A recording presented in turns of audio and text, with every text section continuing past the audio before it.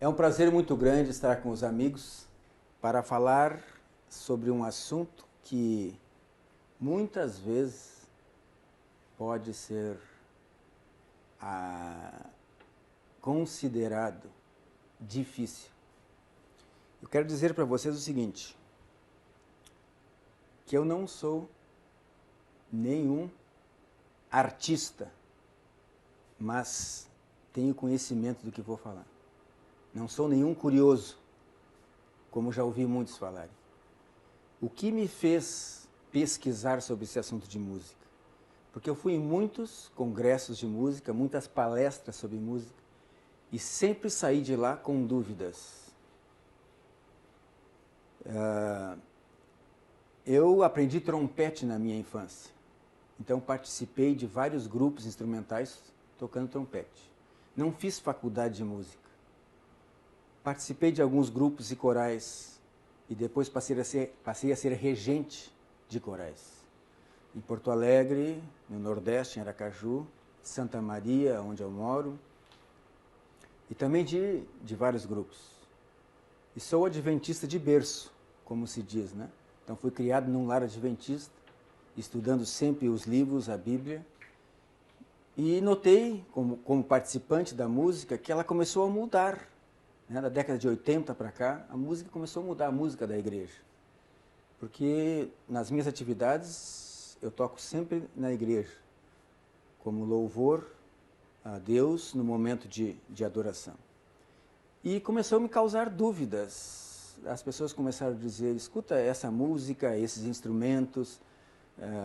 Né? Então, algumas vezes, a turma ficava em dúvida se deveríamos usar instrumento de percussão, tambor, outras coisas. E começou a surgir dúvidas. E há uns 8 anos atrás, eu já estava lecionando em Santa Maria e encontrei nos meus a minha procura por atividade, coisas que influenciavam o sistema nervoso, dando aula para medicina, no curso de medicina e odontologia, e me deparei com estudos feitos sobre a influência da música no corpo humano. E eu lembrando das coisas que eu li da Bíblia, do Espírito de Profecia, dúvidas que eu já tinha, começou a encaixar, né? Poxa, se a música influencia tal parte, é isso que fala na Bíblia, e eu comecei a estudar. E comecei a descobrir e fechar muitas coisas. E chegou um certo momento que eu pensei assim, e agora? Eu devo repartir isso ou não? Orei a Deus e disse, Senhor, se por acaso houver, eu vou começar a falar com algumas pessoas. Se houver um convite para eu começar a dizer isso, então eu sei que é um chamado teu, que é isso que tu deve fazer. Então, assim, meus amigos, na área da música é essa a minha experiência, e quartetos, grupos musicais, e na área acadêmica eu fiz biologia, depois mestrado em fisiologia humana e depois doutorado em fisiologia humana. O que é fisiologia humana? É justamente estuda como funciona o nosso organismo. E aqui nós vamos falar de vários efeitos da música no corpo, então de vários locais do corpo, sistema nervoso, né, músculos e outros. Então, eu acho que quem tem doutorado em fisiologia humana é capaz de saber, né, não todos, mas muitos efeitos e como funciona o organismo. Eu quero iniciar dizendo o seguinte, espero que com vocês não tenha ninguém, ou entre vocês, não tenha ninguém com a ideia de um colega que eu tinha no segundo grau. O colega que eu tinha no segundo grau, ele dizia assim, a gente estava na sala de aula e entrava alguém para dizer alguma coisa, para dar algum anúncio, ele levantava a mão e dizia assim, eu não quero nem saber o que tu vai falar, eu sou contra.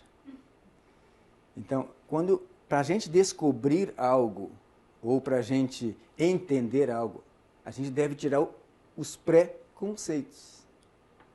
Como se nós não soubéssemos nada, e agora vamos descobrir como é as coisas.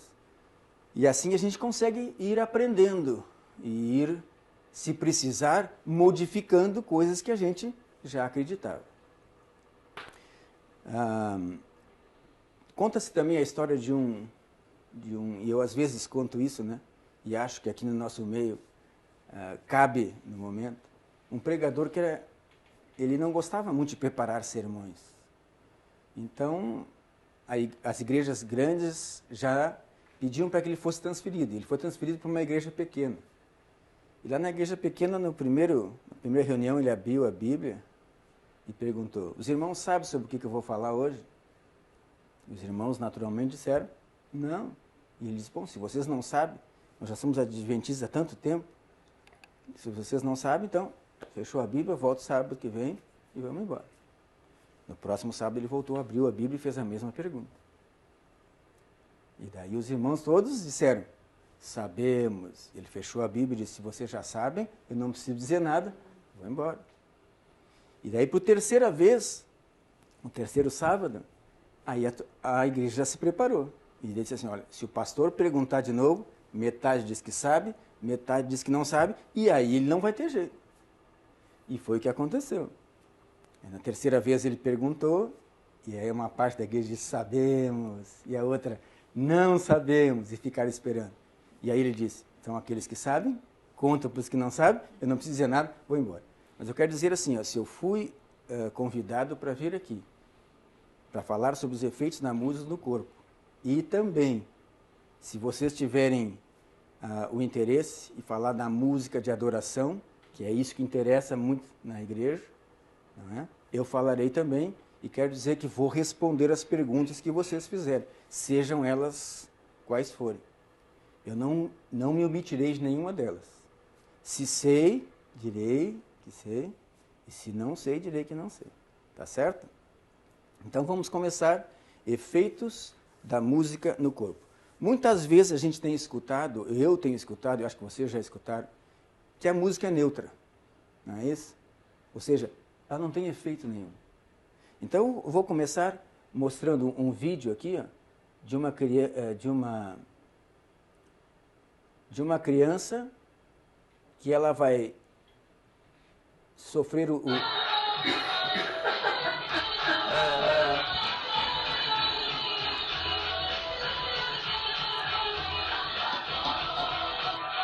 que a gente nota aqui? Ela não está se mexendo por causa do que ela está vendo. Ela está se mexendo do que ela está ouvindo. Ok? Acho que já deu para nós percebermos. A criança não tem idade para saber de música. Não tem idade para conhecer dança. Né? Não tem conhecimento nenhum. E está se mexendo por quê? Pelo efeito da música. E nós vamos ver agora, à medida que a gente vai falando, qual elemento da música que faz isso. Não. As crianças sofrem a influência da música já quando estão no útero da mãe. Sofrem essa influência porque depois de nascerem, se voltar a tocar aquelas mesmas músicas que ela ouvia, ela reconhece. Tá? Então, outra história que eu acho que cabe, e essa não me disseram, essa aconteceu comigo, para mostrar como a música influencia realmente as pessoas. Eu estava numa igreja na cidade de São Gabriel, nós estávamos com coral, e entre algumas músicas eu tocava uma música de trompete, então era uma música só instrumental. E enquanto a gente estava desenvolvendo o programa, o coral cantando, passou uma senhora na rua e o filho dela e ouviram a música e entraram. E sentaram bem no fundo da igreja. Quando eu comecei a tocar o trompete, quando eu iniciei o coro da música, eu escutei um choro muito alto. Mas como eu estava prestando atenção no que eu estava tocando, eu continuei tocando. E no final da programação, essa senhora veio conversar comigo. Disse assim: eu nunca escutei uma música tão linda. E levou as lágrimas. Não precisou de letra para isso. Só a música. Então veja como a música influenciou as emoções dessa senhora. E nós vamos ver qual elemento da música que afeta e intensifica ou diminui nossas emoções. E a outra experiência, também na igreja que eu frequentei, no Nordeste, lá existe pessoas com deficiências auditivas. Então tem algumas meninas que vão traduzindo tudo o que está acontecendo. E a música, quando é cantada, então ela traduz a letra da música.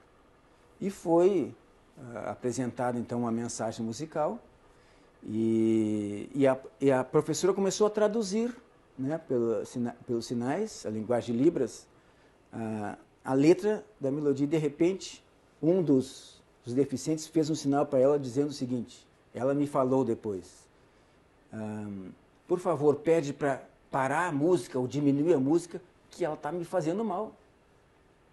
Então, veja, se uma música, ou seja, se um deficiente auditivo consegue sofrer os efeitos da música, sem mesmo escutar o som, o que da música estava perturbando ele? Então,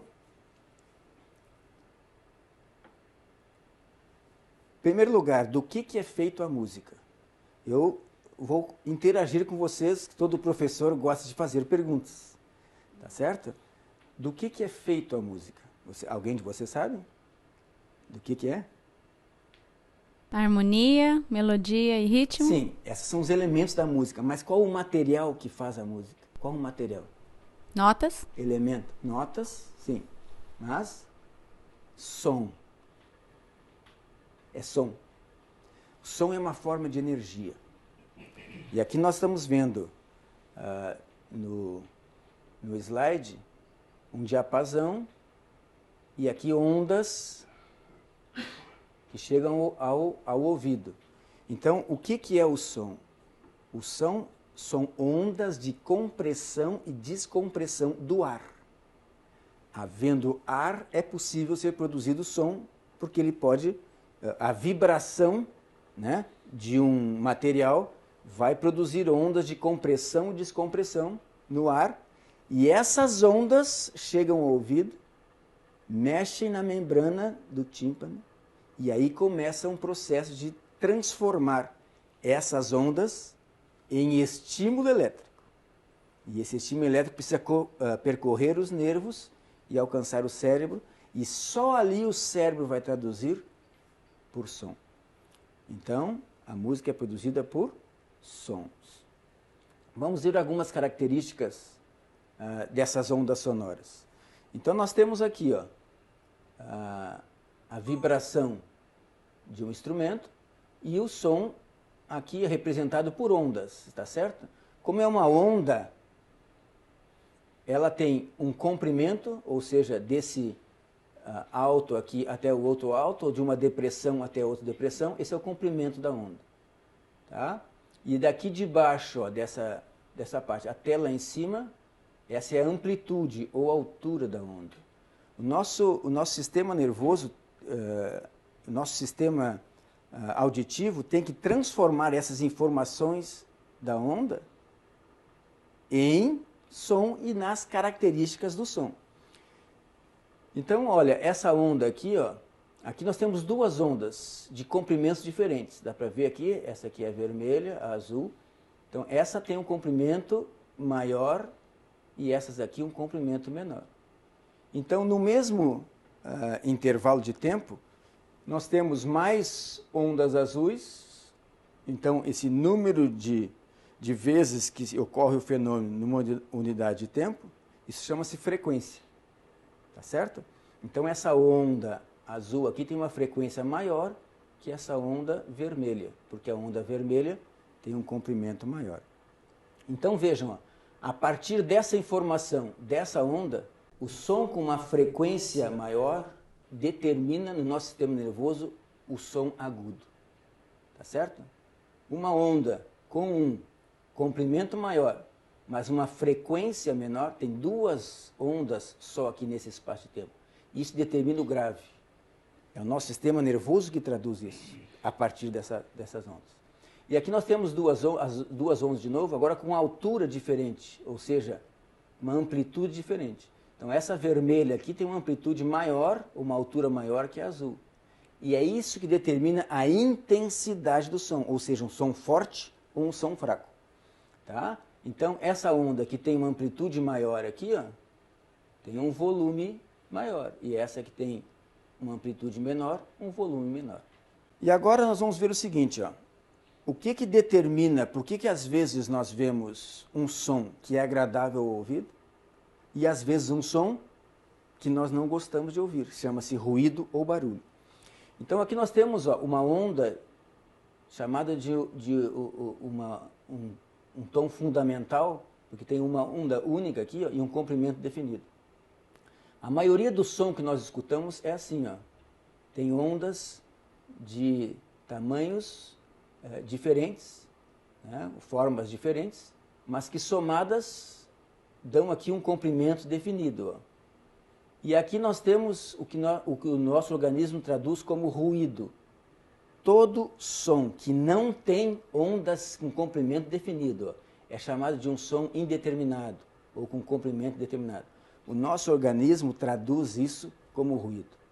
Isso é fisiológico. Se qualquer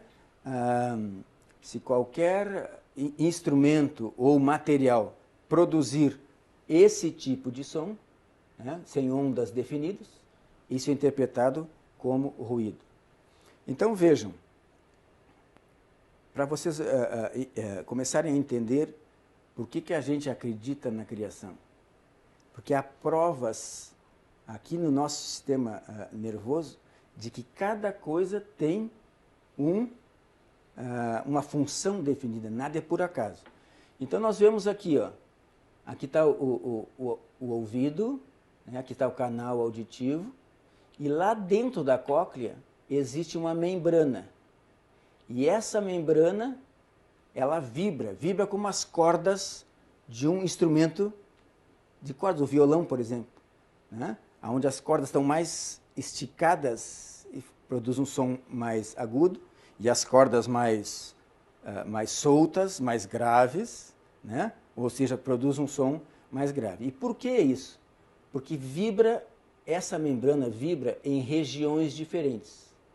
Aqui, ó, mais perto desse início, do início da cóclea, tá? Na base da cóclea, ela é mais estreita e mais rígida.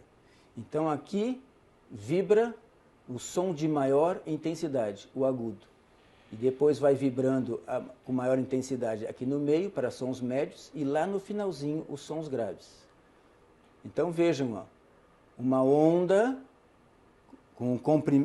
sonora com comprimento maior. Ela vai vibrar com maior intensidade no final dessa membrana. Tá? No final da membrana, aqui, ó. E aqui está um médio e aqui está o som já mais agudo. Então aqui está mostrando a frequência. Um som agudo tem uma frequência maior, um som grave uma frequência menor. Vamos ver aqui uma outra figura. Ó. Aqui está em terceira dimensão. Então vocês estão vendo aqui, ó, que a onda vibra com a sua maior amplitude no final da cóclea. Isso seria um som grave ou um som agudo? Vamos ver se vocês entenderam. Isso vibra mais no final o som grave ou o som agudo? É o grave, exatamente. Muito bem. Esse é o grave. E o que tem nessa membrana que faz esse som chegar ao nosso sistema nervoso? Eu preciso esclarecer o seguinte, e que passa às vezes despercebido pelas pessoas. Toda a informação que chega do ambiente ao nosso corpo, para nós sentirmos essa informação, essa forma de energia, tende a haver células especializadas para transformar essa energia em estímulo elétrico, que nós chamamos de potencial de ação, que é uma diferença elétrica entre o interior e o exterior da célula, que corre rapidamente pelo neurônio, como se fosse, né, uma descarga elétrica, e é assim que o sistema nervoso se comunica, apenas por estímulos elétricos. Por correr pelo nervo é chamado de estímulo nervoso, ou potencial de ação. E essas células no ouvido, que fazem essa transformação são essas células ciliadas aqui, ó, são chamados receptores. Tá? São receptores de estímulo mecânico. Então, o que tem que acontecer? Tem que acontecer um estímulo mecânico nessa membrana para ela poder vibrar. Então, aqui nós vemos ó, o som chegando no canal auditivo. Esse é o tímpano. É esse que vibra na mesma frequência que este som. E daí faz vibrar esses 3 ossículos, que são os menores ossículos do corpo, né? O martelo, a bigorna e o estribo, e aqui tem uma membrana. E dentro da cóclea, que é chamado ouvido interno, tá?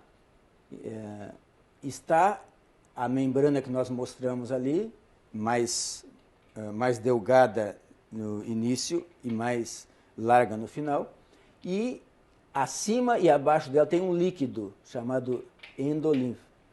Então toda essa vibração que chega nessa membrana aqui, chamada de membrana da janela oval, passa para o líquido. E o líquido, olha, faz vibrar a membrana aonde estão essas células ciliadas. E como essas células ciliadas, acima delas tem essa membrana aqui mais rígida, todo o movimento, olha, vocês podem ver aqui, os cílios estão virados para a direita, aqui os cílios estão virados para a esquerda. Essa é a maneira de que esses receptores percebem o movimento do som. A mesma frequência do som que tinha lá fora foi amplificada pelos ossículos e chegou agora nesse líquido. E isso faz vibrar a membrana onde estão essas células ciliadas. Essas células ciliadas, o movimento desses cílios abre canais iônicos nessa célula e elas liberam uma substância chamada neurotransmissor. E esse neurotransmissor é que vai induzir o início de um potencial de ação. Então aqui nós temos um nervo, ó, tá? Um neurônio, o conjunto de neurônios que formam um nervo. Então no momento que um neurotransmissor age nessa membrana e faz com que íons entrem e saem dessa membrana, provoca um potencial de ação, uma descarga elétrica. E isso corre aqui, ó, tá vendo? Ó, potencial de ação. E aí chega no final do neurônio. Essa é a comunicação do nosso sistema nervoso. Então vejam, uma vez que qualquer tipo de energia chega a um receptor, e o receptor transforma esse tipo de energia em potencial de ação, tudo que corre dentro do nosso sistema nervoso é potencial de ação. E não há diferença entre o potencial de ação gerado pelo cheiro, pelo tato, pelo som ou pela visão. Não há diferença nenhuma quando percorre aqui os neurônios. Então vejam, ó, esse neurônio está juntando com outros neurônios aqui. Ó. Isso chama-se sinapse. Então, numa sinapse química é liberado neurotransmissor. E nós vamos falar mais para frente muito em neurotransmissor. Então, essa substância, né, química que passa de um neurônio para outro para conduzir o estímulo nervoso. Tá certo? Aqui nós vemos, ó, essa sinapse não está liberando o neurotransmissor. Então, essa sinapse aqui, a gente disse que ela está inibida. E nós vamos falar em inibição no sistema nervoso. Inibição é o quê? O sinal não passa de um neurônio para outro, tá? Porque esse sinal foi trancado aqui, ó, né, por uma sinapse. Qualquer dúvida que vocês tiverem que eu usar, vocês podem me interromper e perguntar, tá certo? Eu estou aqui para orientar. Então vamos, olha, o sistema, esse potencial de ação passou aqui, ó, chegou ali, liberou o neurotransmissor e passa o seguinte. Então aqui nós vemos, olha, neurônios levando essa informação até o cérebro. Então a gente nota o seguinte, isso chama-se um mapa tonotópico, tá? Ou seja, os neurônios todos seguem essa mesma direção e essa mesma localização nessa membrana aqui. Aqui tons graves, aqui no final tons graves, e aqui tons agudos, e aqui tons médios. Então veja, está saindo o neurônio daqui, chega num núcleo onde faz sinapse no tronco cerebral, tá? Depois vai para o mesencéfalo, e aqui no tálamo, e do tálamo vai até o córtex. Mas sempre não há cruzamento, tá? Não há cruzamento. Então o som, ó, a vibração que dá aqui vai chegar nesse local do córtex, tá? E aqui o córtex é quem traduz. Muitas pessoas com boa intenção, às vezes não entendem como é o processo do sistema nervoso, né? Então, quando a gente diz assim, ó, um som, ele faz várias sinapses até chegar lá. E em cada núcleo desses aqui, há outros neurônios levando informações para outros locais. O sistema auditivo é aquele que estimula ou influencia maior número de partes do nosso sistema do que qualquer um outro sentido. Tá certo? Entendido, então, que esse som sempre sai daqui sem interrupção nenhuma, nem cruzamento até o córtex cerebral. Vamos passar aqui, ó. Então, a intensidade do som, determinada pela amplitude da onda, como é que o nosso sistema nervoso traduz que um som é mais forte ou mais fraco? Por quê?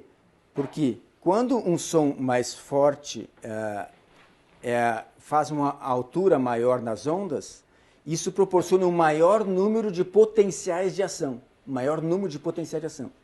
E aí, o que acontece? Um maior número de neurônios levam esse potencial de ação até o córtex. Então, dessa maneira, o córtex cerebral sabe que é um som agudo, ou um som forte.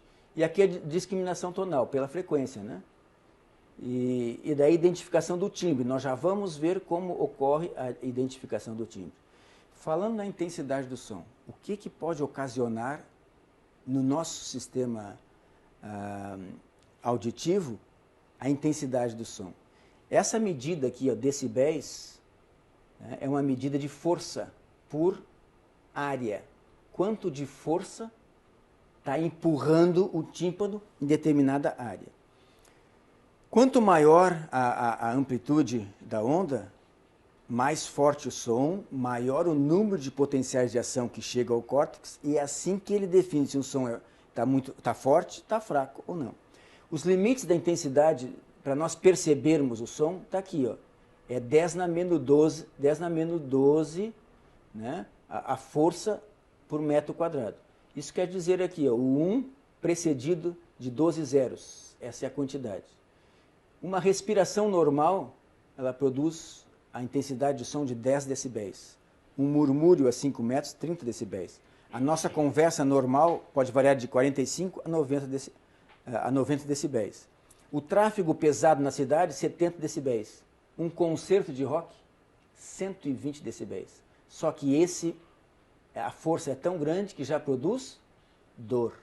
A decolagem de um jato, 150 decibéis.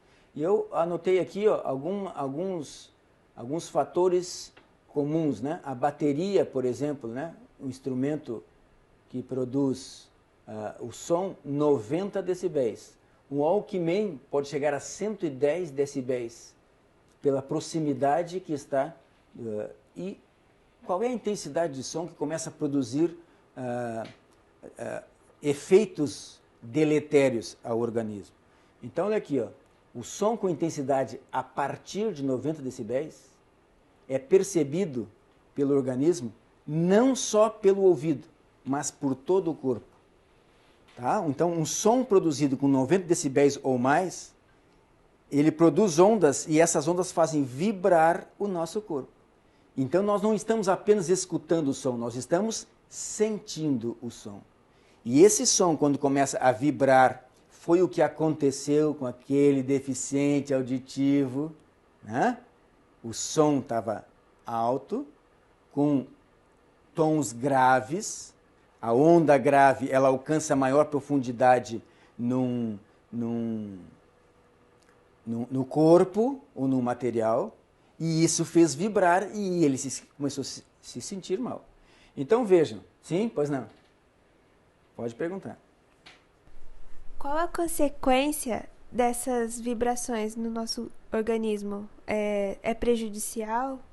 Sim, essa vibração não é natural no nosso organismo. O nosso organismo recebe isso como algo que está agredindo ele. E o organismo tende, quando ele reconhece algo como agressivo, tende a responder isso. Tá? E ele responde isso através de uma reação de estresse. Vocês já ouviram falar em estresse porque é algo comum, né? Por aí, estou estressado, é estresse, tá? Então, sempre que o nosso organismo traduz como algo agressivo, ele reage isso com estresse. Então, respondendo a tua pergunta, o que essas ondas vão provocar? Estresse. E foi isso que aquele deficiente auditivo reclamou. Então, voltando aqui, ó, um som, ó, acima de 80 decibéis lesiona os cílios daquela célula. Os cílios de uma célula receptora, quando ele é lesionado, ele regenera. Agora, vejam, ó, sons acima de 100 decibéis lesiona a célula receptora. E esse não regenera mais. É por isso que pessoas que trabalham com som alto, como aqueles que põem som para o rock, ficam ali tocando, eles começam a perder a audição, principalmente para graves e tons médios. Tá? Exatamente por isso, ó, lesiona os receptores e não tem mais recuperação. Então vamos para aquilo que tu tinha falado antes, agora elementos da música. A música tem esses elementos aí, ó, melodia, harmonia, ritmo, timbre e andamento, mas os principais deles que determinam e que nós vamos explicar é a melodia, harmonia e ritmo. Acho que vocês já têm noção, né? Na igreja a gente canta muito, a gente ouve música, então tem noção do que é melodia, harmonia e ritmo. E é sobre isso que nós vamos falar, sobre esses elementos agora. E eu vou dar um toque também sobre timbre e andamento, tá certo? Então vamos começar aqui, ó. Eu não dei, vocês não me perguntaram e eu também não dei uma definição. Pois não. Qual a diferença de ritmo e andamento? Não dá a impressão que é a mesma coisa, que andamento é o ritmo da música? Ah, ok. É que assim, ó, ritmo é a duração da nota, porque uma nota pode durar oitavo de um tempo, quarto de um tempo, metade de um tempo, né? E nós podemos fazer, dentro desse compasso de notas, fortalecer uma nota mais ou menos dentro desse compasso. Então, essa duração da nota que eu estou dando e essa acentuação da nota que eu estou dando determina o ritmo. Tá certo? E nós vamos ouvir alguns ritmos diferentes. O andamento é a velocidade com que isso eu vou fazendo. Quando eu ando, por exemplo, eu posso andar num passo mais devagar, né? Ou num passo mais rápido. Mas é sempre vou dando os mesmos passos. Tá certo? Então, isso é andamento. Entendido? Andamento é a velocidade e o ritmo é a duração e a acentuação que eu dou nas notas dentro de um compasso. Entendido? Eu tinha dito que não tinha definido o que era música, né? Há várias definições para música. Mas eu gosto daquela que diz assim, é a arte de combinar os sons de uma forma agradável ao ouvido. Tá?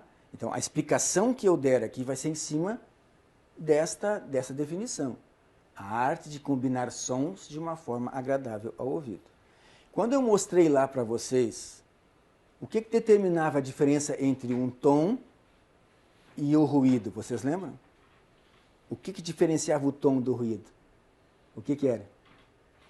O comprimento definido da onda, tá certo? Então, sempre que nós ouvimos um tom, isso é agradável ao ouvido. E sempre que ouvimos um ruído, nós não gostamos de ouvir. Seja ele o grito de uma criança, né? Seja ele passando alguma coisa, por exemplo, um giz no quadro, né, que dava... Né? Nós não gostamos de... A maquininha do dentista. A maquininha do dentista, então, né? Já associa com dor e tal. Então, é ruído para nós, tá certo? Por que é ruído? Não que a gente escolha isso. O nosso sistema nervoso e o nosso organismo reconhece isso como ruído, tá? E o ruído também leva a fazer o quê? É como uma agressão. E aquilo que vocês perguntaram, lembra das vibrações? O ruído também faz com que nosso organismo comece a liberar ou se preparar para o estresse. Tá certo? Aqui então nós vamos ver, ó. Aqui são ondas de comprimento definido, então são tons. Então nós vemos que pode haver associação dessas ondas. Olha, vejam aqui, ondas da mesma amplitude, ó, elas são somadas, dão uma amplitude maior. Tá? Aqui nós temos ondas de comprimento diferente, mas com uma relação entre elas. E elas podem ser somadas. Então vejam, ó, dá uma onda com comprimento definido, mas com uma forma, né, com a soma dessas aqui diferente. Tá? Então agora explicando o timbre, ó, de uma forma assim simples para entender. O que determina o timbre? É a forma da onda. Veja aqui um clarinete, ó. Essa é a forma da onda do som do clarinete. Ela é a soma, vejam, ó, dessa frequência fundamental, que é a onda maior, aqui, o comprimento maior, e todas essas ondas também são produzidas pelo clarinete.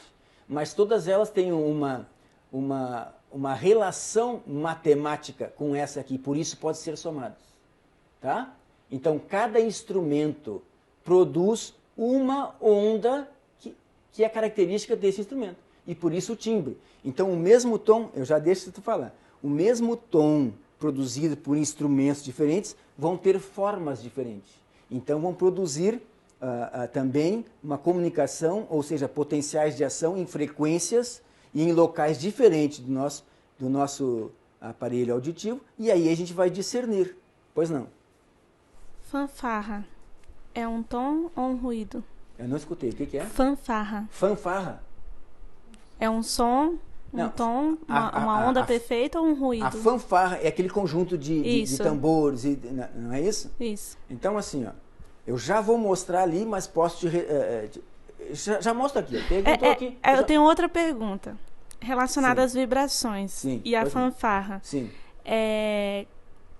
Tem um limite de decibéis para se ouvir, certo?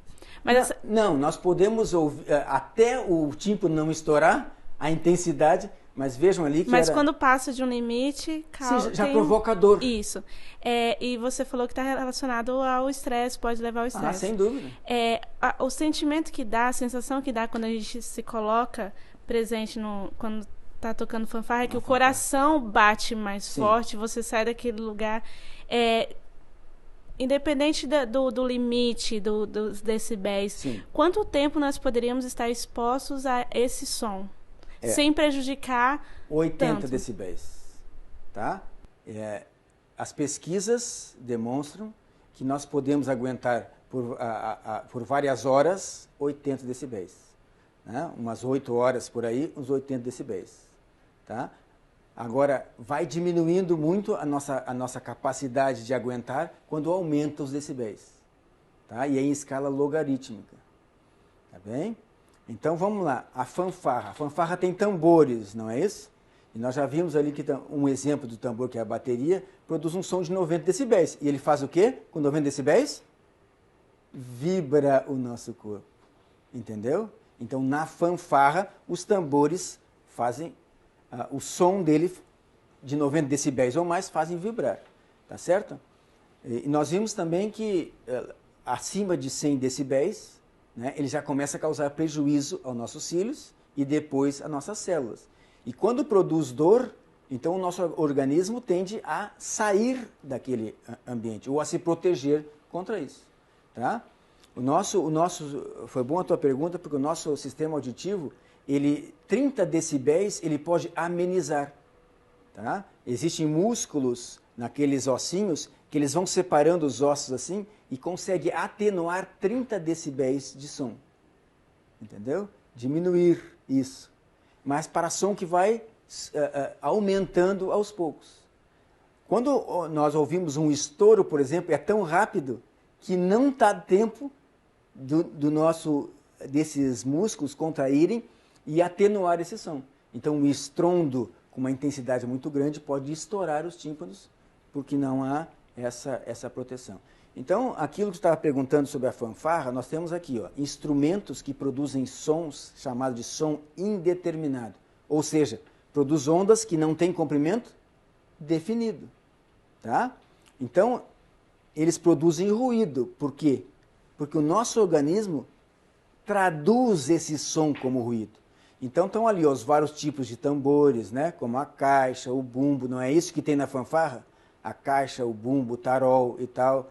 A bateria, que é um conjunto de tambores e pratos. Nós temos ali sinos comuns, aquele sino da escolinha, né? Quando tocava sino, eu ainda estudei em escolas que se tocava sino, né?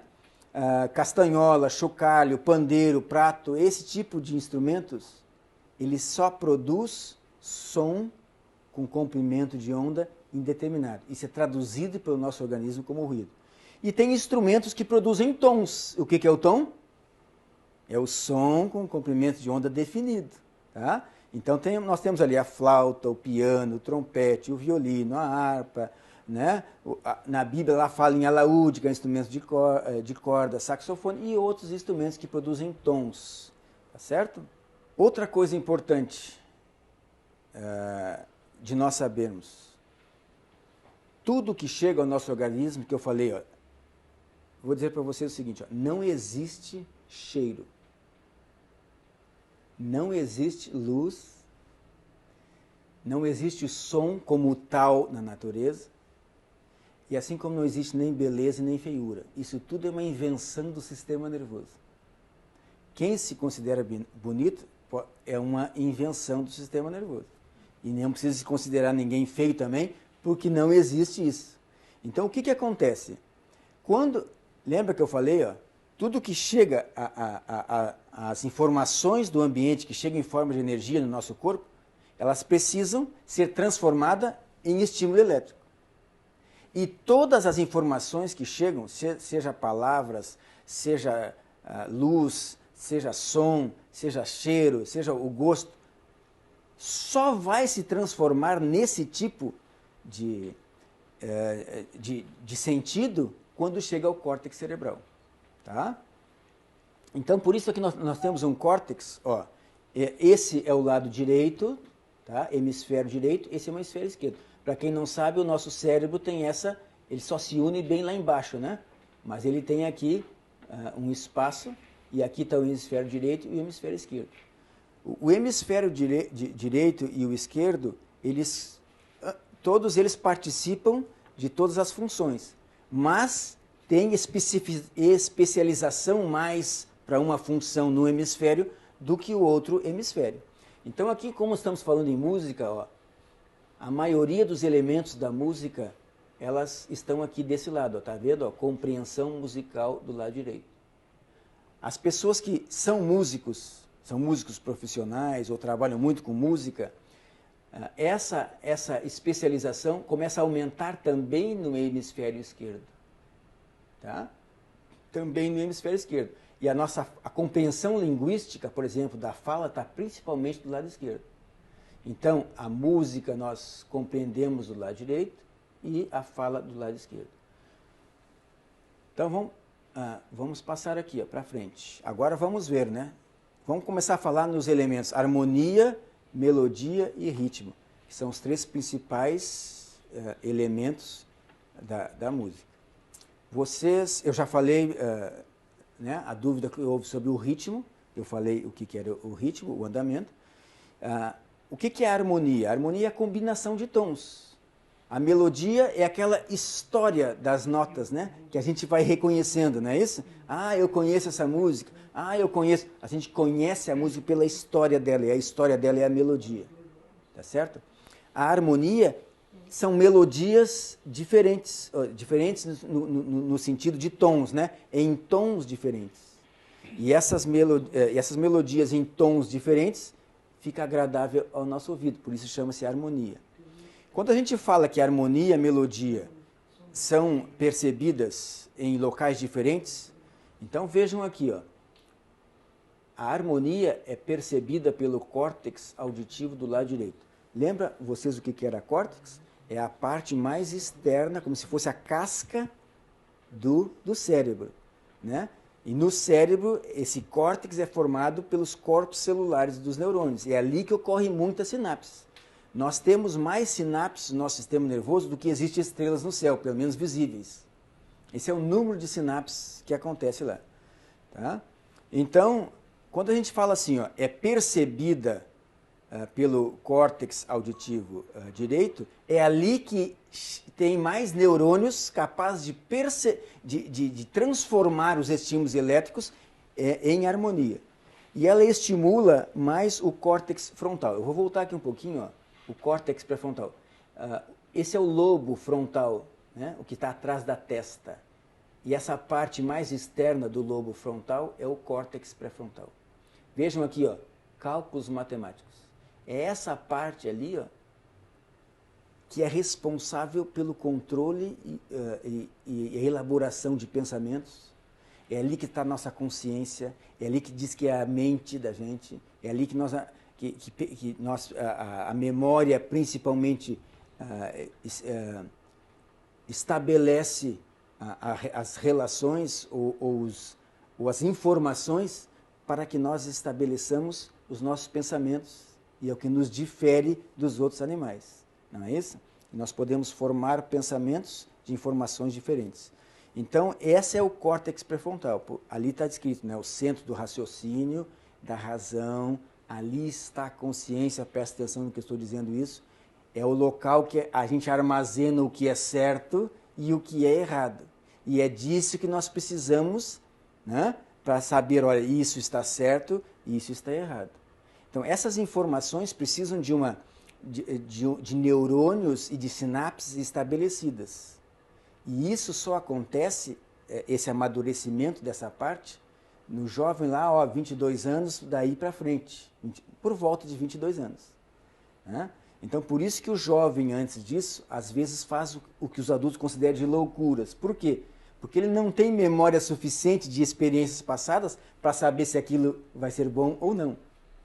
Tá certo? Então, o jovem reage mais por emoção, porque a parte neurológica responsável pelas emoções, ela amadurece, ou seja, ela se completa muito antes do que o córtex pré-frontal. Então, por isso que o jovem reage mais por emoção do que pela razão.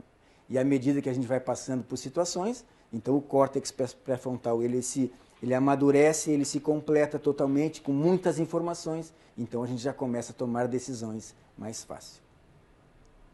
A melodia também é percebida pelo córtex auditivo direito e ela afeta mais o sistema límbico. Quando a gente fala assim, ó, estimula o córtex pré-frontal, vocês viram que há muitas sinapses no sistema nervoso. Então, quando a gente fala assim que a harmonia ela estimula mais o córtex pré-frontal, é porque ela tem muitas ligações, mas é ali no córtex pré-frontal que ela se torna harmonia mesmo. E aí a gente percebe a harmonia e estimula ali. Então vai estimular pensamentos, né? Vai estimular a memória. Tá? A melodia é percebida pelo córtex auditivo direito também e afeta mais, ou seja, estimula mais o sistema límbico. Tem alguma pergunta? Pois não. Isso aí serve só para música instrumental? A música cantada e falada também, ou a fala também é do lado direito do córtex? Não, a fala, vou voltar aqui, ó. Isso serve para música, tá? Olha aqui, ó. Aqui é o hemisfério direito serve, aqui está a compreensão musical, tá? E aqui está a compreensão da fala, ok? A música serve, a música instrumental, ela não precisa, ela é entendida sem necessidade das palavras, mas ela é um meio para levar as palavras e para fixar melhor as palavras. E a música cantada? Sim, a música... Sim, vai no mesmo lado da fala? Não, a música cantada, ela é absorvida tanto por essa parte como por essa parte aqui. Entendeu? Então, tu tem duas partes do cérebro ativas na música cantada. Por isso que é um meio eficaz, e a Bíblia já diz isso, né? Que os hebreus usavam isso, os salmos cantados, para fixar verdades bíblicas. Né? Entendido? Então, duas partes do cérebro. A música está aqui junto com a compreensão linguística ali. Quanto mais partes do cérebro nos ativar ao mesmo tempo, melhor o efeito de fixar e de memória. Tá certo? Então, continuando aqui.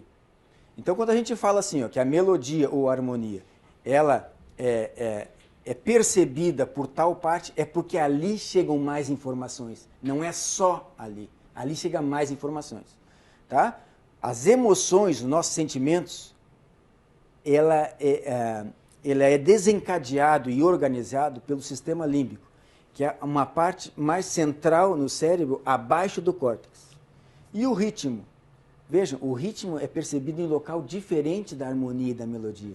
Olha aqui, ó, o ritmo é percebido pelo córtex auditivo esquerdo. Tá?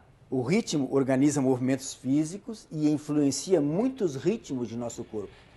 Vamos ver alguns desses ritmos, né? Quando a gente fala aqui, ó, ritmos do encéfalo é aquela parte que está dentro do crânio, tá? Cerebelo, tronco cerebral, então isso é o encéfalo. Então, há alguns ritmos controlados pelo encéfalo. Então, nós temos ali sono, vigília, tá? Temperatura corporal, a respiração, a temperatura corporal é regulada no hipotálamo, tá? O sono, vigília é no tronco cerebral, a respiração também é no tronco, a frequência cardíaca, a liberação de hormônios. Os hormônios são liberados principalmente na hipófise, mas ela é controlada também pelo hipotálamo. Então, vamos ver aqui um exemplo simples, ó, do ciclo sono-vigília. Veja, ó, aqui tem o tronco cerebral, que tem as estruturas que vão organizar o sistema nervoso para entrar em vigília ou em sono. Esse SARA aqui não é nenhuma menina chamada Sara, tá? Isso aqui é apenas a sigla que diz assim, ó, Sistema Ascendente Reticular Ativador. É esse que ativa o tálamo e o tálamo ativa o córtex e daí nós acordamos, ou seja, ficamos em vigília, tá certo? E à medida que o nosso córtex vai funcionando, né, aumenta a produção de adenosina e ela vai inibir o tronco cerebral. E aí o cara entra em sono. Tá?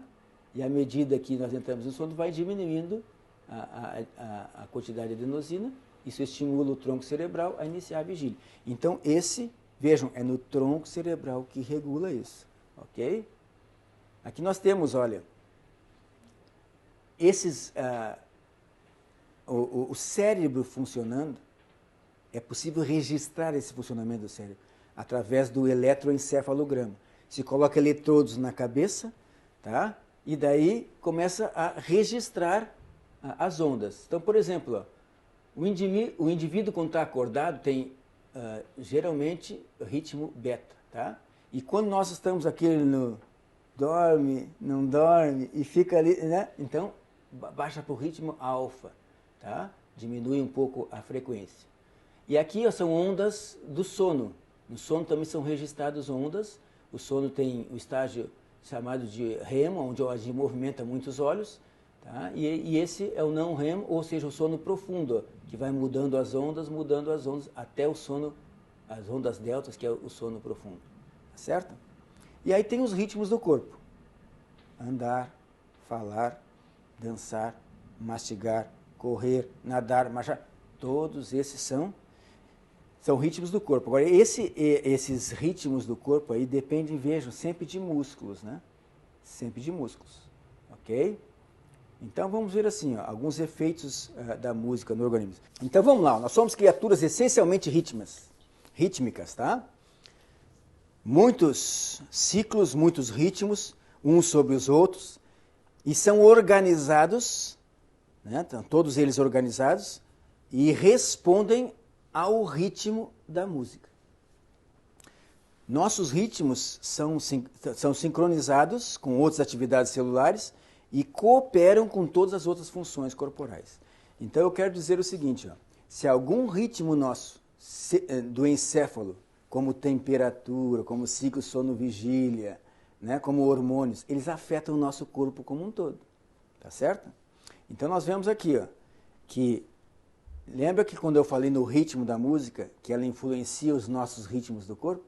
Então, o que estava influenciando lá os movimentos daquela criança? Olha o que diz, ó, música executada com ritmo repetitivo. Ou seja, repete em curto espaço de tempo, né? Em curto espaço. Faz com que os músculos se contraem e relaxem ritmicamente, a fim de liberar essa energia armazenada, né? E produz movimentos físicos. Então é isso que faz nós, né? Dançar, marchar, regular a cadência dos movimentos. Por isso que na academia é usada música o quê? Ritmada, porque ela vai aumentar a produção de potencial de ação para o músculo e isso induz ele a se movimentar, né? Tem muitos atletas, nadadores e outros, que antes da atividade física, eles escutam uma música ritmada. Ou seja, os músculos já começam a absorver essa energia, né? Ou seja, esse comando para começar a funcionar. Tá? Sim? Pois não. Na adoração, na igreja, isso é errado? O que é errado? O corpo começar a se mexer, as danças, leves danças. Tu diz isso na adoração. Na adoração isso, na igreja. A Deus, okay. Na igreja. O que faz o nosso organismo se mover, nós somos controlados não só por estímulos nervosos, mas também por hormônios. O estímulo nervoso é uma forma de comunicação, dar uma ordem para os músculos que têm que fazer. E os hormônios fazem a mesma coisa. Tá? Então, para a nossa atividade física, além desses estímulos elétricos que estão chegando, chegam hormônios também. Tá? Para liberar, por exemplo, glicose, que é a energia para os músculos, para fazer se movimentar. Só que esses hormônios, à medida que eles vão produzindo atividade física, eles podem inibir alguma outra parte. Tá? E normalmente, quando nós somos estimulados a fazer uma atividade física, alguma parte do nosso sistema nervoso central é inibida. E normalmente, tá? É a nossa mente, é o nosso raciocínio. E isso pode ser inibido por esses hormônios que estão aumentando a nossa atividade física. Então, quando começa a dançar, o que esses hormônios vão fazendo?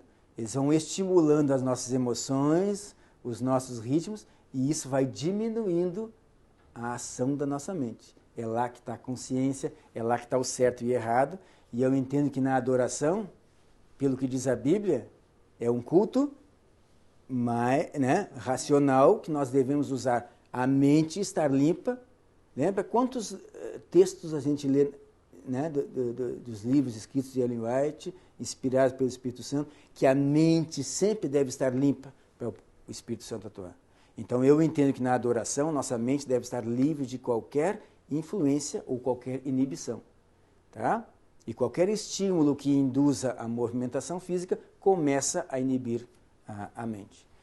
Então, nós temos dois tipos, a música normalmente, tá? Tem os estudiosos que dizem que ela tem dois ritmos que podem comandar a música ou podem ser usados na música.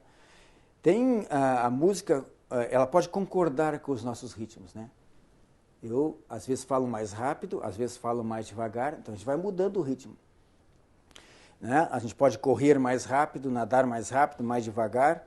Então, se os ritmos são harmônicos com os nossos ritmos, né? Os sons da natureza normalmente vêm em ritmos concordantes com os nossos, então ele reforça os nossos ritmos.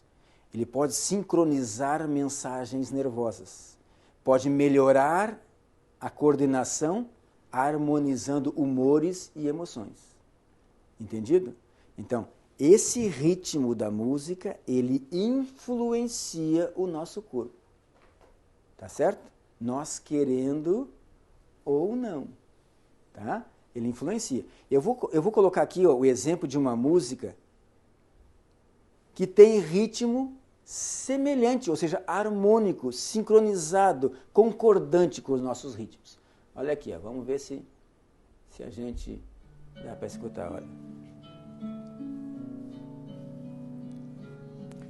A pouco vai começar um piano e ele vai começar a marcar, ele vai fortalecer o ritmo, quer ver?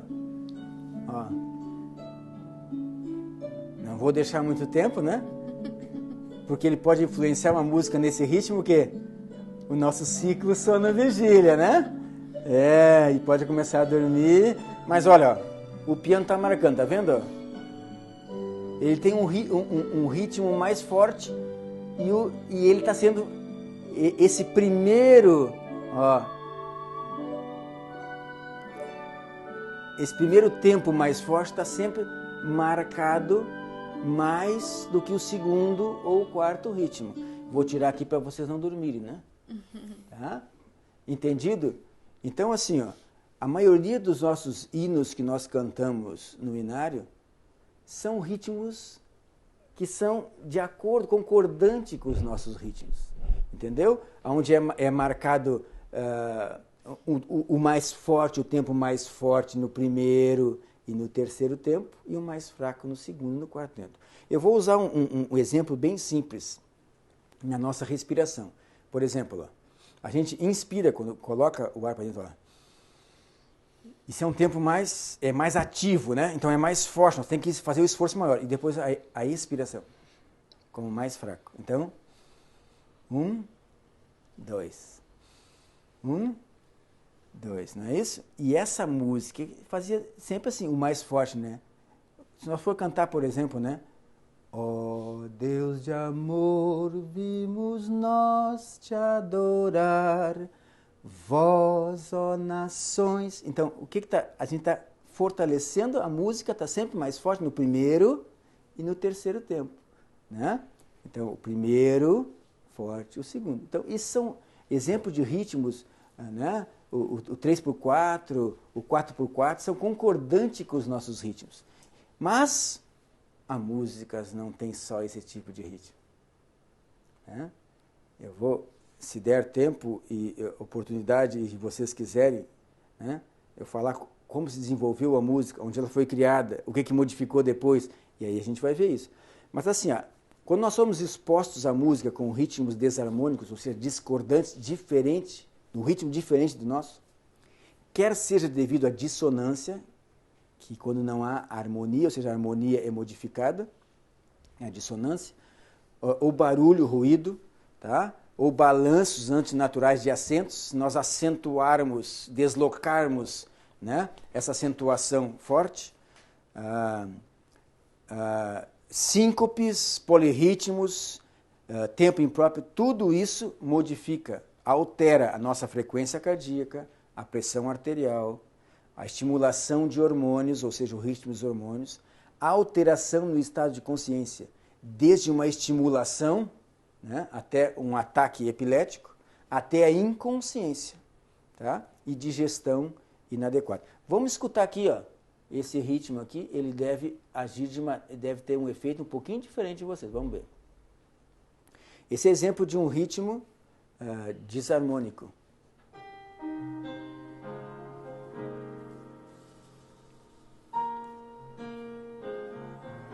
Vocês vão ver que vai fortalecer agora o segundo tempo. Veja, está sendo usado um instrumento aí, ó. A bateria, tambores, pratos, produzem ruídos, tá certo? Ó, 1, 2, 1, 2, 1, 2, 1, 2, 1, 2. Tá vendo? Está fortalecendo agora o segundo tempo, não mais o primeiro. Então ele é diferente dos nossos ritmos, tá certo? Está deslocado, a acentuação está deslocada. E isso é repetitivo, né? Então é um ritmo sincopado, repetitivo e fortalecido por instrumentos que provocam ruído. Então todo instrumento que provoca ruído, ele produz aumento dos nossos hormônios do estresse. Nós começamos a ficar, né, impacientes, não é mesmo? E esses ritmos contrários ao nosso, eles têm uma influência muito grande no nosso organismo. Sim. Eu entendi que alguns instrumentos possuem, eles fazem um ritmo discordante. Isso. Mas é possível usar esses instrumentos para compor uma boa música bem suave, que não produz esse efeito no nosso corpo? Bom, existe. Vamos usar um exemplo assim, ó. Ela falou em banda, né, ou fanfarra. O que uma banda, uma fanfarra faz? Ela marcha, não é isso? Não induz a marcha. Então, o instrumento usado é para produzir o ritmo, para fortalecer o ritmo, e é usado os tambores, não é isso? Os tambores são usados para fortalecer os ritmos. E aí faz pum, pum, parará, pum, parará, pum, parará, parará, parará, pum, né? Então, ele vai induzindo o nosso corpo à marcha, tá certo? Então, é um ritmo concordante com os nossos ritmos, estimulando a marcha. Mas existe um conjunto de tambores chamado bateria, que ela foi feita e foi melhorada para tocar um ritmo aquele segundo que nós vimos, o discordante desses ritmos. Tá certo? Esse é o ritmo discordante. Então, ela foi criada para isso. Tá certo? Porque se não precisar um ritmo discordante, não precisa usar a bateria. A bateria foi criada para isso, né? Para fazer esse deslocamento do acento tônico, né? Forte e fraco, e formar um ritmo sincopado. Então, eu não sei se essa pergunta é para saber assim, se toda a música combate. Mas eu vou mais para frente, agora eu vou falar sobre os núcleos do tronco cerebral, onde esse ritmo age, e daí tu já vai ver, tá, o efeito, né, da bateria com esse ritmo sincopado, deslocado à acentuação. Então vejam, a música rock, todos nós sabemos que produz um ritmo discordante, né? Contém dissonâncias harmônicas, desarmonia melódica, e muitos desses, principalmente o rock pesado, ele possui um ritmo anapéstico. São duas batidas leves e uma longa seguida de uma pausa. Tem uma propaganda na televisão que explora muito isso, tá? Explora muito esse ritmo anapéstico. As pessoas não conhecem e não sabem o que está acontecendo. Então, os músicos de rock usam isso oposto ao ritmo natural. E por que será que usam isso? Com que objetivo? Se ele modifica os nossos ritmos, isso é bom para o organismo? Então, eu fiz aqui um pequeno resumo. Ó. Quando o organismo usa aqui, ó, escuta, né, o tom, e esse ritmo é um ritmo concordante, isso é bom para o organismo. E também é agradável, a sensação é agradável. Tá? Lembra que eu falei definição de música? A arte de combinar som de uma forma agradável. Então isso deve ser tons. Por isso que eu entendo que a música é formada por tons para ser agradável. Agora o ruído, olha, ele é desagradável ao nosso organismo. E se ele tiver junto com o ritmo discordante, isso é ruim para o organismo. Tá? Atrapalha os nossos ritmos. Tá? E se for ainda desproporcional, ou seja, dissonante, isso soa desagradável ao nosso organismo. Sim. Eu particularmente não gosto de rock, música rock. Mas algumas pessoas gostam muito. Se ele é desagradável, porque tem os... Sim, porque o ritmo é discordante. Isso, o ritmo é discordante. Por que algumas pessoas gostam tanto? Por um motivo semelhante. Tá? As pessoas fumam. O cigarro é horrível. O sabor, o gosto. As pessoas continuam fumando. Né? Por que os refrigerantes à base de cola, né, são os mais usados? Porque tem um elemento viciante. Tem um elemento viciante e a gente já vai partir para isso agora. Tá certo? Então lembra que eu falei para vocês, olha, o ruído provoca o quê? Estresse. A vibração do nosso corpo provoca estresse. Então aqui nós temos alguns hormônios, quer dizer, os hormônios que são liberados. Esse é o hormônio liberador da corticotrofina, liberado no hipotálamo. Esse é a corticotrofina, liberado na glândula hipófise, e esse é o cortisol, ó, liberado pela glândula suprarrenal. É liberado tanto o cortisol quanto a adrenalina, tá certo? Então vamos ver aqui, ó. Olha, toda a situação que o organismo reconhece como agressivo, ele realiza utiliza, né, várias funções para combater isso. Isso chama-se reação de fuga ou luta. Por exemplo, quando a gente toma um susto, o que acontece? Parece que o cabelo arrepia, né?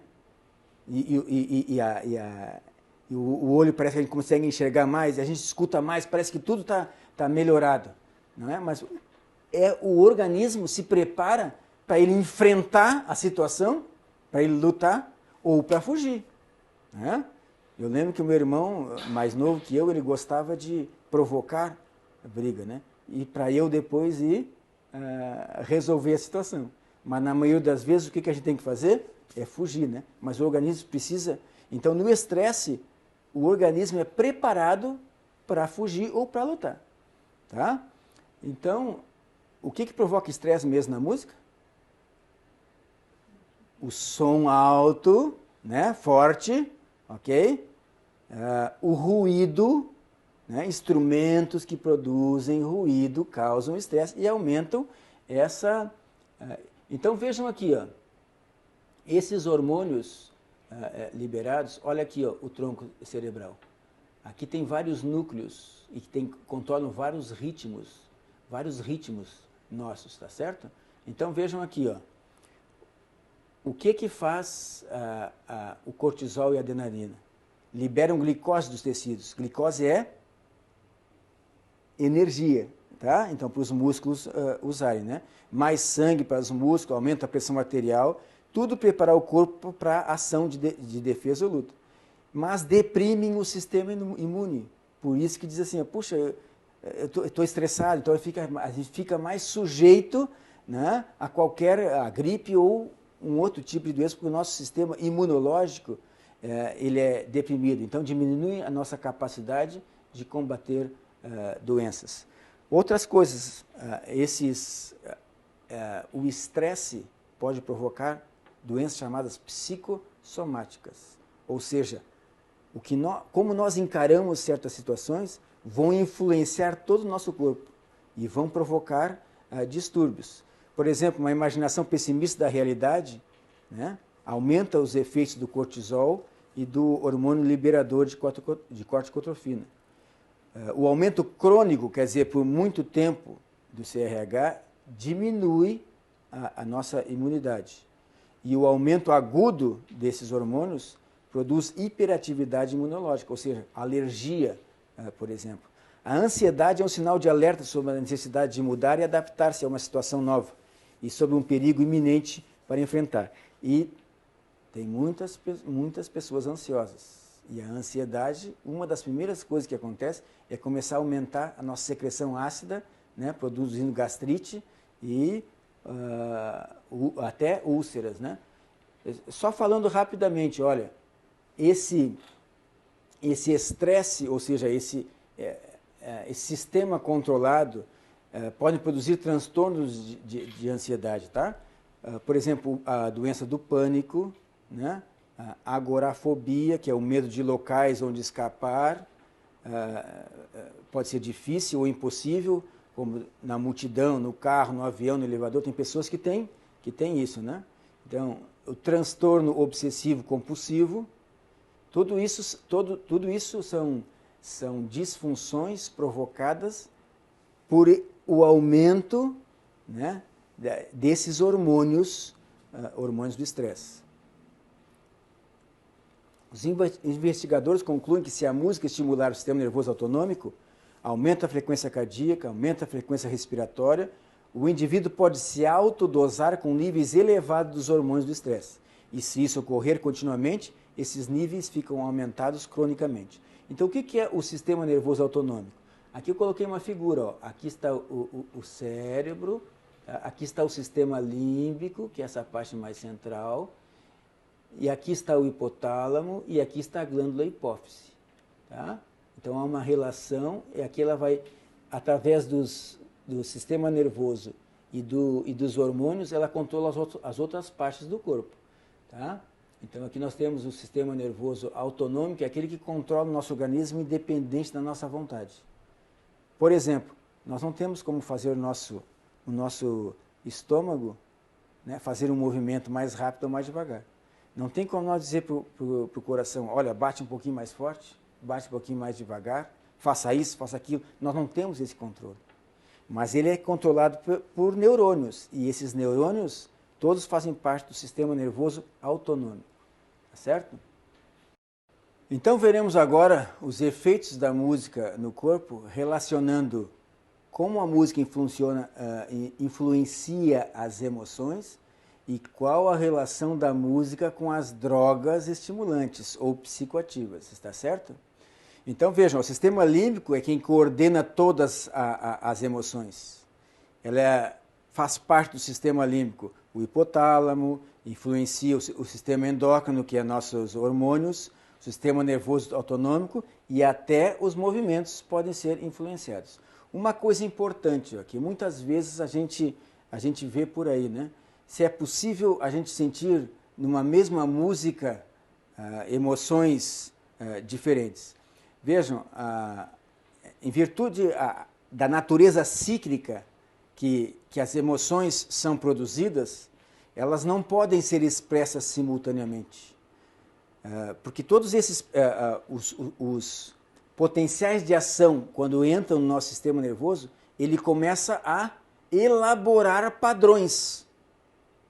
E conforme esses padrões, o tálamo vai enviando para um ou outro local do sistema nervoso. Então vejam, ó, quando padrões cíclicos chegam ao cérebro em intervalo de 9,8 segundos, provoca a emoção de reverência. Se forem 8,2 segundos, amargura. Se for 7,4, amor. E vai ficando mais com padrão menor, né? 5,2 segundos, alegria.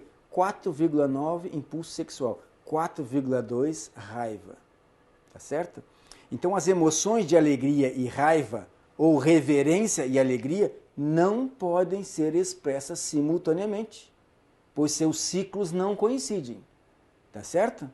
Ou vai ser raiva, ou vai ser alegria, ou vai ser reverência, ou vai ser outra coisa. Cientificamente, essa é a razão porque a música de funeral é lenta e a música para alegria é mais rápida, devido a isso. Entendido? Então aqui nós temos uma figura do sistema límbico, né? Então vocês estão vendo, ó, são várias estruturas bem no centro do cérebro, tá? Aqui, ó, entre essas estruturas está o corpo amigdaloide, ou a amígdala. Esse é a estrutura nervosa que dispara as emoções, tá? E ela é responsável também por regular, né, se o nosso comportamento é adequado para cada situação ou não, tá certo? Então vejam, ó, uma coisa importante, o sistema límbico responsável por nossas emoções pode inibir o córtex pré-frontal e até o tônus muscular. Tônus muscular é aquela contração que nos mantém em pé. Então muitas pessoas recebem uma notícia e o que acontece? Desmorona, cai. Por quê? Porque o sistema límbico inibiu o tônus muscular. Mas o mais importante aqui que eu quero ressaltar é as emoções, quando elas são afloradas, a um ponto que elas podem inibir o córtex pré-frontal. O que está no córtex pré-frontal? A nossa consciência, né, que nos faz discernir entre o certo e o errado. Então, na ausência ou na inibição do córtex pré-frontal, as emoções ficam fora de controle, exageradas, e persistem até que se esgote a energia nervosa. E por isso é que a gente vê, né, em concertos de rock e, né, aquele ritmo agitado, o que acontece? As emoções começam a aflorar. E daí as pessoas perdem a noção. Outra coisa que utiliza álcool, o álcool também inibe o sistema nervoso e o córtex pré-frontal. Tá? Então, o álcool e as emoções exageradas podem inibir o córtex pré-frontal. Tá? existe um sistema de núcleos no tronco cerebral que servem para mediar as entradas, né, dos sentidos do nosso corpo, e nós estamos falando aqui em audição, né, a música, e as outras estruturas, a emoção, o córtex, a medula espinhal. Tá? Então, desempenham funções regulatórias sobre o córtex cerebral, influenciam a memória, o humor, a motivação, o ciclo sono e vigília, o estado metabólico cerebral, a medula espinhal, influenciando os movimentos do corpo. A maior parte desses neurônios, desse chamado sistema modulatório, de vários núcleos, estão no tronco cerebral. Seus neurotransmissores são liberados no líquido extracelular e não ficam apenas na fenda sináptica. Então, pode influenciar muitos neurônios. Então, vejam aqui, ó, quando a gente fala em sinapse, olha, aqui está um neurônio, quando chega o potencial de ação aqui, ó, o impulso nervoso, libera o neurotransmissor. Está aqui o neurotransmissor. Ó. E esse neurotransmissor é que vai agir nessa célula chamada de pós-sináptica, nesse outro neurônio, e ali vai induzir o outro potencial de ação. Então, assim é que passa uma mensagem para outra. Tá certo? Então, aí, nesses núcleos, quando eles mandam neurônios para outros locais, eles não ficam, os neurotransmissores não ficam só na fenda, eles podem se difundir assim, então o seu efeito aumenta.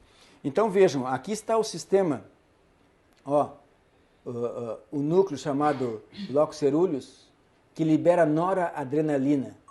E, então, essas flechas estão dizendo, ó, aqui o córtex pré-frontal, para vários locais, cerebelo, e eles têm influência. Tá? Uma coisa importante, ó, esse sistema é fortemente ativado por estímulos sensoriais novos e inesperados. Por isso que o jovem gosta tanto de novidade. Porque a novidade estimula esses núcleos. Tá? E esses núcleos estimulam o sistema límbico em estruturas chamadas de centro do prazer. E aí a pessoa sente prazer em fazer aquilo. E sempre que sente prazer, dá vontade de fazer de novo. Não é mesmo? Então vejam, ó, as anfetaminas, o êxtase, por exemplo, é uma anfetamina. A cocaína, elas têm efeito de aumentar esta ação da noradrenalina desses núcleos em todas essas partes do cérebro que eu mostrei ali. Tá? Outros núcleos, ó, que liberam serotonina. Olha, estão vários núcleos no tronco cerebral, olha, enviando neurônios, de novo, para o córtex e para várias fontes, de serotonina. Tá certo? Então vejam, ó, esses núcleos controlam o ciclo sono-vigília, o humor, o apetite, os ritmos dia-noite, a atividade sexual e certos comportamentos emocionais. Tá? Então, uma deficiência, ou seja, uma desregulação dos níveis desse neurotransmissor, é liberado, ó, serotonina. Então, vejam, ó, pode produzir depressão, bulimia, anorexia e agressividade. Então, vejam, ó, drogas como LSD e êxtase imitam os efeitos desses neurotransmissores no sistema nervoso central, tá certo? E esse é o sistema dopaminérgico. Ó, tá aqui os núcleos do tronco cerebral, ó, e enviando neurônios para várias partes. Olha, veja aqui, ó, né, no córtex pré-frontal. E esse sistema, eles secretam dopamina, por isso é chamado dopaminérgico, né? E é esse sistema que controla o chamado de sistema de recompensa, né? Que eu falei para vocês, que dá prazer, motivação, comportamento. O amor, por exemplo, quando é estimulada a área tegmentar ventral desse sistema, né, desperta o amor, ou seja, as pessoas quando veem ou fotografia ou a pessoa amada, então é aumentada essa atividade ali. Então vejam, níveis aumentados de dopamina é causa, por exemplo, da esquizofrenia. E nesse local, né, nesse sistema dopaminérgico que age no centro do prazer dando prazer. Esse é o local de ação da heroína, da nicotina, da cocaína, das anfetaminas e do álcool. Tá certo? Então, seguindo aqui. Então, veja aqui, ó. Aqui está a cocaína ou a anfetamina. Ó. Ela inibe a volta do neurotransmissor dopamina ou noradrenalina para dentro da célula, para começar de novo a sair. Ó. Então, fica mais dopamina e noradrenalina nessa sinapse. Então, os efeitos são aumentados da dopamina e da noradrenalina. Os transtornos de humor, como depressão, transtorno bipolar, são ocasionados por distúrbios nesses sistemas do tronco cerebral. Então, nós vemos aqui ó, algumas drogas utilizadas, né, para melhorar esses sintomas ou esses distúrbios que eu mencionei.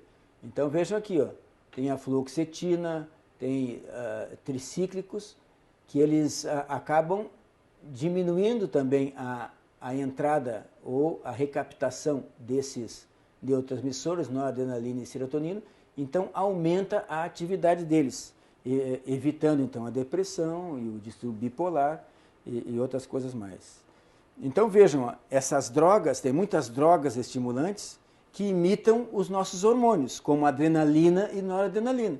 Então elas vão agir no mesmo local que esses hormônios agem. Só que quando os hormônios agem, existem enzimas que cortam, degradam eles, e aí eles acabam o seu efeito. Só que essas drogas, elas agem, às vezes, no mesmo receptor, no mesmo local, só que não sofre a ação das enzimas. Então fica, por muito tempo, essa função. Por isso são chamados aí, né, alucinógenos, né, que causa estado de sonho, percepção sensorial aumentada, tá?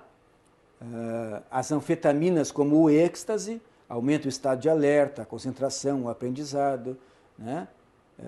Também age aqui, ó, olha só, aqui ó, o êxtase, a anfetamina e a cocaína, ó, eles diminuem a entrada da dopamina na célula. Então a dopamina e a noradrenalina ficam ativas por muito tempo. E por isso que essas pessoas se sentem fortes e sem sono e com muita atividade e tal, né? Mas isso causa prejuízos depois. A cocaína também age aumentando a quantidade de noradrenalina no seu sítio de ação. E lembrando que a cafeína, que está no café, no chá preto, no chocolate, nos refrigerantes de cola, também é um estimulante do sistema nervoso central. Tá? Agora vamos ver o seguinte: qual é a relação do ritmo da música com as drogas psicoativas? Então, estudos científicos têm demonstrado que o ritmo que marcam e acentuam o tempo fraco e o contratempo, como o ritmo sincopado, estimulam estes centros nervosos que eu falei para vocês, responsável pela liberação de vários neurotransmissores. Esses neurotransmissores, quando liberados em altos níveis ou por muito tempo, possuem ações semelhantes às das drogas psicoativas. Podem produzir euforia, convulsões, transe, hipnose, tolerância e vício. Estão entendendo, então? Ritmo marcado, ou seja, onde está deslocado a acentuação, quando é acentuado por tambores, seja bateria, seja qualquer instrumento que produz ruído, estimulam esses centros nervosos, assim como as drogas fazem. Então tem o efeito das drogas. É isso que está dizendo assim. E pode provocar euforia, convulsão, transe, hipnose, tolerância e vício. Sim. Por isso que quando a gente vê nas músicas e nos ritmos de candomblé, voodoo, as pessoas entram em transe. Em transe, exatamente isso. Convulsionando. E tudo. Quer dizer, não é droga que elas tomaram, é o ritmo. E já que tu falou muito bem lembrado, os povos pagãos, né, aqueles que procuram trazer espíritos, né, que instrumento eles usam para marcar o ritmo? Tambores. Entendeu? Por quê? Pelo seu efeito, né, do ruído, e é sempre num ritmo discordante do nosso, justamente para provocar isso. E o que é o transe? O transe é aquele estado de semiconsciência em que a pessoa está totalmente inibida o córtex pré-frontal. E as emoções agora é que predominam. Então ela fica à mercê do fenômeno externo. Aquele fenômeno que provocou o transe é quem domina ela. Eu tenho certeza que o Espírito Santo não age dessa maneira. Não é preciso usar tambores e nem ritmo sincopado para trazer o Espírito Santo. Pelo contrário, Ellen White diz, e falou isso no livro dela, que o uso de tambores, e agora eu compreendo que é nesse ritmo, tá? Não traz o Espírito Santo para junto de nós. Se esse ritmo é usado, assim como tu lembraste, né? Para essas cerimônias, não é o Espírito Santo que está dominando essa situação. Sim, pois não. Mas existe drogas que são usadas como remédio. Sim. São benéficas nesse caso. É que assim, ó, o que a gente chama de droga? É uma substância química que causa um efeito no organismo. Tá certo? Um remédio também é chamado de drogas. Por isso que eu falei aqui em drogas psicoativas. Tá certo? Há um ditado, e correto, que diz, né, que a diferença entre o remédio e o veneno é a dose. Né? Então, tudo que é demais pode ser prejudicial. Por isso que nós temos o quê? O que diz o domínio próprio ou a temperança que é nos ensinado? Que aquilo que é bom, nós devemos ser comedidos e evitar o que é mal. Sim, mais alguma? E se usasse a bateria com moderação, podemos dizer assim? A bateria com moderação? Não tão demais. Na dose certa. Numa pequena dose. Numa pequena dose. Então, vejam bem, olha o que eu acabei de dizer para vocês. Esse ritmo discordante, do qual a bateria, na grande maioria das vezes faz, porque ela foi criada para isso, ele produz o mesmo efeito das drogas. Aí eu pergunto para vocês, quanto de êxtase você tomaria que não causaria efeito, ou daria para o filho, ou para não sei quem, quanto? Alguma porção? Nada. É isso que vocês me responderam. Eu respondi a tua pergunta? Se esse ritmo faz o mesmo efeito de drogas, quanto de drogas nós podemos usar que não causa efeito nenhum? Mais alguma coisa? Não? Então vejam ali, noradrenalina e dopamina estimulam o centro de recompensa e produz prazer. E essa necessidade do prazer, né, de repetir isso aí, gera o que se chama tolerância, ou seja, precisa sempre uma dose maior para produzir o mesmo efeito. Né? Então, quando essa dependência, ou seja, essa necessidade de repetir sempre isso, cada vez em doses maiores, e que nós perdemos o controle sobre isso, ou seja, o nosso córtex pré-frontal já não controla mais isso vira vício.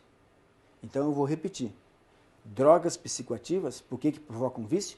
Porque tem esse efeito, elas produzem prazer mesmo sendo ruim para ingerir. Mas o nosso organismo sente prazer naquilo e isso gera que a gente repita e vai gerar vício.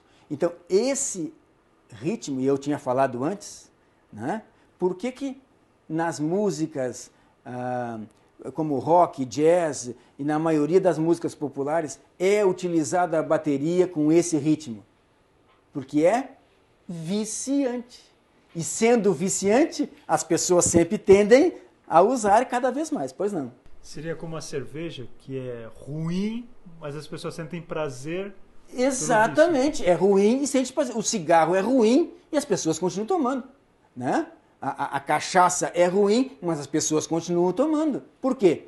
Exatamente por isso. Gera prazer e a pessoa tende a fazer de novo e agora aquele mesma quantidade de estímulo não é suficiente, tem que fazer mais, tomar mais ou ouvir mais desse ritmo para poder produzir o mesmo efeito. Isso chama-se tolerância.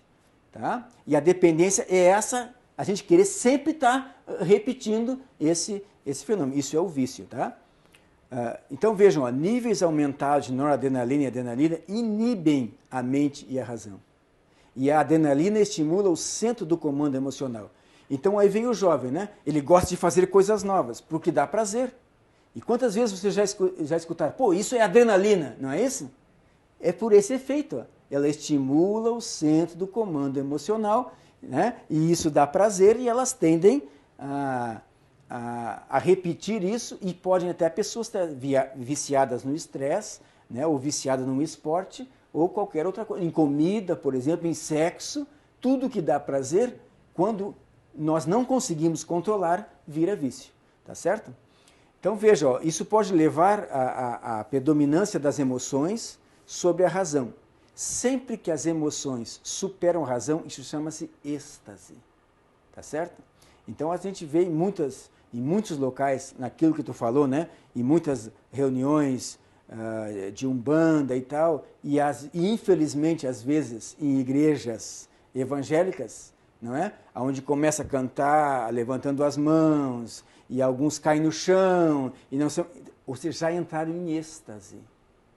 As emoções estão superando a razão. Isso ocorre a mesma coisa no rock, né? Eu nunca fui lá, mas vejo, né, pela televisão. É isso que acontece. Supera a razão e daí as pessoas não sabem mais o que estão fazendo. O álcool leva a mesma coisa, né? Tanto é que na Bíblia, quando sacerdotes ingeriram álcool, misturaram lá na adoração algo comum e Deus não os perdoou por isso. Veja, o psiquiatra Velho Ebel relata a relação entre a batida do rock e o vício. Uma das mais poderosas liberações de adrenalina na reação de fuga ou luta, lembra do estresse, acontece na música com volume forte e com ritmo e acordes discordantes. Os músicos descobriram que a música que não segue as regras matemáticas exatas da harmonia e do ritmo corporal, ou seja, é ritmo discordante, faz com que o ouvinte experimente um clímax viciante. Assim como as anfetaminas causam dependência. E os músicos utilizam o ritmo discordante para causar dependência e tolerância. E assim vender mais. Eu quero que vocês anotem uma coisa. Isso não é só no rock. Não é só na música popular. Se colocar esse ritmo em qualquer música e tocada em qualquer lugar, mesmo na igreja, o efeito é o mesmo. Mesmo que as palavras não induzam a isso. Porque as palavras usadas numa música não anulam esses efeitos dela. Vocês estão entendendo o que eu quero dizer? Mesmo tocado na igreja, esse ritmo vai induzir esse efeito. Tá certo? Então vejam, a mesma música que no passado criava uma sensação agradável de excitação, agora não satisfaz mais. Ela precisa se tornar mais estridente, mais intensa e mais discordante. Isso é a tolerância, né? Então veja, essa música intensa, monótona, como no concerto de rock, induz a produção excessiva de adrenalina. E a adrenalina, quando começa a ser degradada, produz adrenocromo. E esse metabólito é semelhante, o efeito dele é semelhante ao LSD. Tá? É um pouco mais fraco que as drogas, mas os testes mostraram que ele cria uma dependência semelhante às outras drogas citadas. Então a adrenalina pode causar vício e tudo aquilo que estimula o nosso organismo a produzir adrenalina em demasia por pouco tempo ou por longo tempo em níveis mais baixos, pode induzir esse efeito semelhante às drogas. Aqui, o chefe do departamento de psicologia na Rússia, né, descobriu que ouvintes do heavy metal, né, ou seja, do rock, são afetados pelos mecanismos da dependência. E quando eles foram isolados de tal música, por uma semana, eles ficaram irritáveis, suas mãos tremeram e seu pulso fica irregular. O que aconteceu com eles? Alguns deles se recusaram a continuar, né, com as experiências depois do terceiro dia. Isso significa que estavam testemunhando um tipo de doença. E aí ele diz, parece que a música rock tem uma influência psicológica e também bioquímica, a aparência das substâncias do tipo morfina que induzem ao prazer. Eu quero dizer outra coisa que eu lembrei aqui e que eu gostaria de falar é sobre a repetição. Sempre que acontece repetição, seja no ritmo ou seja na melodia, depois de 3 ou 4 repetições, o nosso córtex pré-frontal já começa a sofrer inibição. É o que se chama de... Né? Então, lembra que tem músicas que não tem o ritmo, mas é aquela melodia monótona, né? Que vai se repetindo? Isso também inibe o córtex pré-frontal. Nova Era, por exemplo, né? A Nova Era repete muito, né? A melodia, repete muito a melodia. Então, seja na melodia ou seja no ritmo, no que começa a repetir em curto espaço de tempo, diz os estudos que a partir de 3 ou 4 repetições já começa a inibição do córtex pré-frontal. Então, com isso, eu não sei se vocês têm alguma pergunta, mas nós poderíamos encerrar esse... sim, pois não. Você citou sobre a razão e a emoção. Sim. Quando a emoção ultrapassa a razão, é o efeito êxtase. Então, vamos supor que a letra da música seja a razão, né, desse modo, e o ritmo seja a emoção. Se nós damos mais ênfase no ritmo, significa que nós estamos sujeitando a entrar em êxtase. Sim, sem dúvida. A letra não exerce influência nenhum desse tipo que o ritmo faz. Não importa a letra que nós colocamos. Entendeu? Se usarmos esse ritmo discordante, acentuado por instrumentos que produzem ruído, e quanto mais discordante, quanto mais deslocado, né, ou sincopado for o ritmo, maior será o efeito de inibição na mente. A letra não anula os efeitos da música. Então, se eu quero dar uma melhorada na minha música, quero deixar mais alegre, mas coloco o ritmo em ênfase, então eu estou dando mais importância para a emoção do que para a razão. Sim, sim. Para deixá-la mais alegre, nós vimos ali, mais rápido o andamento. Agora, o ritmo repetitivo e sincopado, mais rápido, chamam-se de polirritmos, né? Porque pode ter uma batida só no segundo tempo, né? 1, 2, 1, 2, ou mais, né? Entendeu? Polirritmos, eles discordantes. Quanto mais discordante, maior o efeito viciante e de inibição da mente. Então a gente pode encerrar agora com esses efeitos e numa outra oportunidade nós vamos falar em algo que preocupa muito a gente, né? É a mudança na música sacra. Ou seja, eu acho que com o que eu falei mais ou menos, já dá para vocês entenderem, né? Quais são os elementos da música e qual a relação entre eles para a música sacra. Mais uma coisa que eu lembrei agora e não foi perguntado, o que determina o tipo de música? Que tipo de música é a relação entre esses elementos, melodia, harmonia e ritmo. É a relação entre eles e o efeito que produz no organismo é que determina o tipo de música. Então, se a gente ver a música mais do passado, né, a erudita, a clássica, a romântica, o que predominava? Né? A harmonia, depois vinha a melodia e o ritmo normalmente é o ritmo concordante com nossos ritmos. A música romântica já predomina mais a melodia. A música moderna, por que é chamada de moderna? Porque passou a predominar o ritmo. No que passou a predominar o ritmo, foi começando a mudar, ficar cada vez mais discordante, né? E aí é um elemento viciante, né? Então aí sempre exige um pouquinho mais, um pouquinho mais e um pouquinho mais. Tá? Então, numa próxima oportunidade, a gente fala sobre música sacra, música gospel, tá? E a gente pode terminar então com uma oração. Eu gostaria então que a gente, em reverência, nós terminássemos com uma oração. Grande e amorável Deus, aqui estivemos por algum tempo tentando explicar a nossos irmãos, nossos queridos, sobre a influência da música no nosso organismo. E nós vemos que, apesar de tu ter criado a música para um benefício, para podermos te adorar, e o benefício para nós, nosso organismo, a música foi modificada. E hoje ela pode produzir efeitos ruins, efeitos deletérios.